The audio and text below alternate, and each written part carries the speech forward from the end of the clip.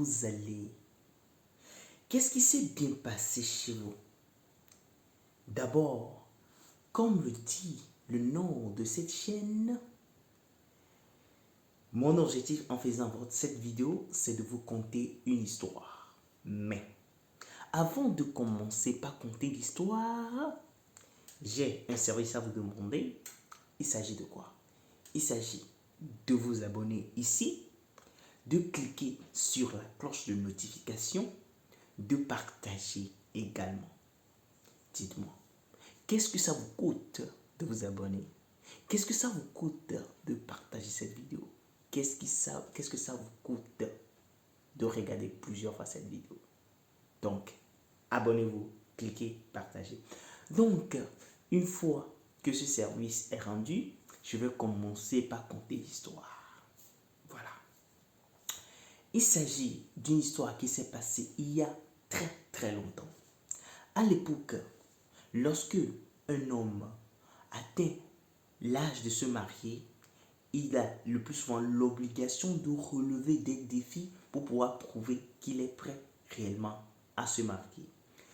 De l'autre côté, avant de devenir le gendre du roi, il faudrait relever certains défis donnés. Là, ce n'est pas qu'il faut juste faire preuve de courage ou parce qu'on est garçon, bien on est prêt à se marier, mais là, il s'agit d'être le gendre du roi, et il y a des défis assez précis à relever. Donc, je ferme la parenthèse. Les personnages de notre histoire, il s'agit du grand roi lion, de tous les animaux de la forêt et de la forêt, évidemment. Hein? Oui. Donc, la fille de notre cher roi lion une fois atteint l'âge de se marier, il faudrait convoquer l'ensemble des animaux de la forêt et voir celui qui est capable de relever les défis que le roi va proposer. Donc, l'ensemble des animaux fut convoqué et un défi fut proposé. Le défi, il s'agit de quoi? Il s'agit de manger un tas de piments sans faire... Vous convenez avec moi que lorsque vous mangez du piment réellement, du vrai piment, vous ne pouvez pas vous empêcher de faire ou bien de boire de l'eau. Donc, voici, c'est le défi. Donc, il faut manger un tas de piment sans faire... Donc, les animaux, donc, passèrent à tour de rôle. L'éléphant fut passé, il a fait... L'hyène fut passé, il a fait... Les différents, le léopard est passé, il a fait... Tous les grands animaux de la forêt sont passés, ils ont fait... Et voilà, arriva le tour d'un petit animal. Et dans les contes africains, le lièvre, qui est cet animal, est considéré le plus souvent comme un animal très rusé qui est capable de se jouer facilement des autres animaux. Donc, arriva le tour du lièvre. Le lièvre arriva et dit: mon très cher roi, je suis prêt à relever votre défi. Et le lièvre commença donc son défi, et chaque fois qu'il prenait le piment et il le mettait dans la bouche, il essayait de réciter le nom de tous les animaux qui sont passés avant lui et qui ont mangé le piment, et ils ont fait...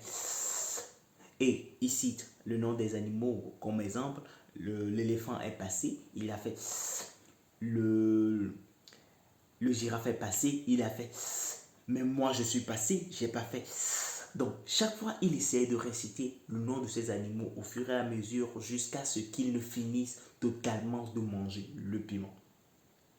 Donc, étant donné que c'est une promesse, la main de la fille du roi fut offerte à notre très cher lièvre qui a su se jouer de tous les autres animaux.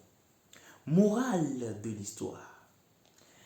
Vivant aujourd'hui, dans un monde où seule l'apparence compte, où seul le pareil compte, donc ceux qui ont d'habitude le plus de défauts sont ceux-là même qui font le plus de reproches aux autres.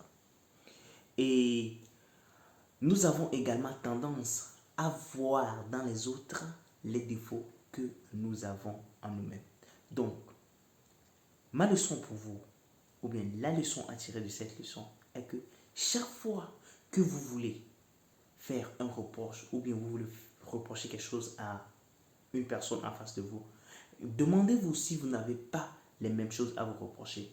Et on dit chez nous, il y a un adage africain qui dit, lorsque vous pointez la main vers quelqu'un, rappelez-vous toujours que les 4 autres doigts sont tournés vers vous-même. Et comme petit exemple, et à vérifier, et vous pouvez me dire ça dans les commentaires, ce que vous en pensez, et vérifiez, dites-moi, la plupart des parents qui sont très sévères sont ceux-là même qui ont fait le plus de bêtises quand ils étaient jeunes. À vérifier et dites-le moi en commentaire. Merci d'avoir suivi cette vidéo. Partagez, comme je l'ai dit en début, likez et abonnez-vous, activez la cloche de notification. Attendons.